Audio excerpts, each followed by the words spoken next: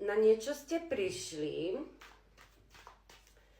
s tým, že ste boli veľmi dlhý čas uzavretí premýšľaním. Nevideli ste cestu späť, ale vidím, že vás osvietilo.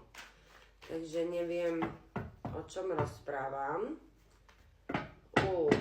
Možno, že ste prišli na to, že by ste chceli vyjadriť, ako sa cítite.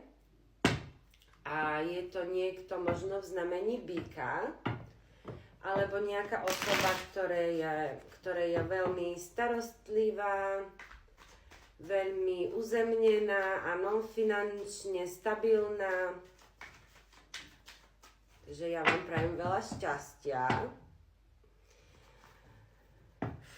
Možno, že cítite, že musíte niečo obetovať a že ste zaseknutí, ale